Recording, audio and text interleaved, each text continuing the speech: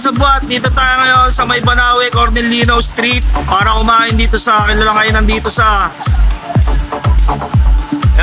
Monghe Hot Pot and Grill. Yan, subukan natin dito mga kasabwat kumain. So tara, let's go!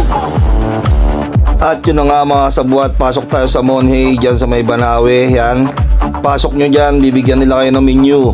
Yan yung menu nila dito mga kasabwat. Yung 709, mamimili kayo kung grill o hot pot lang. Yung 1009 nila dyan mga kasabwat, parehas na yan ninyo makakain. Both na yan, may hot pot na kayo, may grill na rin kayo. Ganyan yung tsura ng lutuan nila mga kasabwat. Then yan yung mga po pwede nyong isa lang, pwede nyong i-grill, pwede nyong gawin din sa sabaw. Yan, pwede nyong isa lang yan mga kasabwat.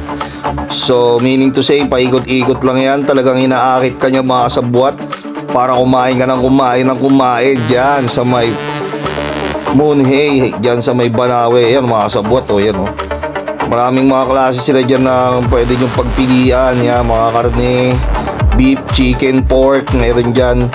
Kung mahilig din kayo sa mga balls, yan, meron sila dyan fish ball, beef balls, meron din silang crab balls. Basta lahat ng balls meron sila dyan. Yan, isa lang na ako mga kasabwat. Yan pala mga kasabwat ko. Yan, si Missy, si Nanay, si Giselle, si JR. Yan, pinsan ko. Siyempre ang maganda naming sponsor yan, si Ate Jen mga kasabwat. Let's do this! At siyempre mga kasabwat, kahit saan ang piliin ninyo doon sa 709 at 1009, lahat yun unlimited na mga kasabwat. Ayan, kung mapapansin niyo mga kasabwat, di na nagpaawat ang kasabwat nyo.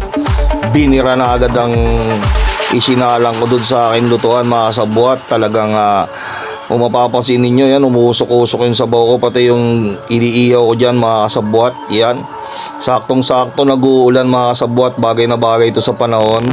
Ito ang kainin ninyo, yun mga kasabwat. Talagang di nagpaawat ang inyong kasabwat. At syempre, shoutout time dun sa kumuha sa aking ninong nung isang araw, si Brad Ricky. Syempre dun sa mga naging kumpare ko, si Kiko, kapatid ni Ace. Yan, nandyan din si paring Edgar, si paring Jong, Pajong, nandyan dyan. Mga natira nung madaling araw, yan, sila Berting. Yan yung mga natira.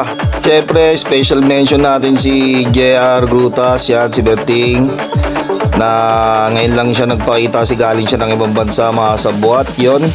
At syempre, shoutout sa mga nakakilala sa akin dyan mga kasabwat. Shoutout sa inyo lahat. Kung gusto ninyong ma-mention, PM nyo lang ako para ma-mention ko sa mga susunod kong video. At syempre, pa-like and follow and subscribe my YouTube channel and click the notification bell para updated kayo sa mga susunod kong video.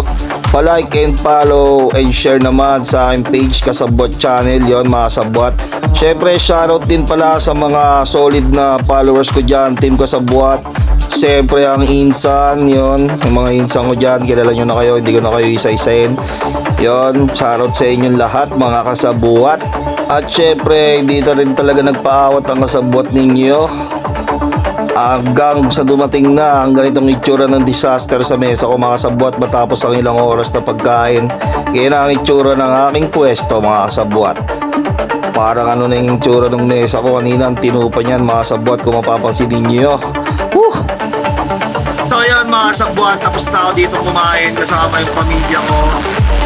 Pinsan ko, sila nanay, si ate dito sa may Monghe. Mapapansin niyo dito yan sa May Banawe, Cornelino Street.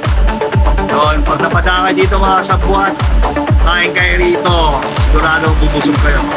So yun lang mga kasabwat, sa lahat sa panonood.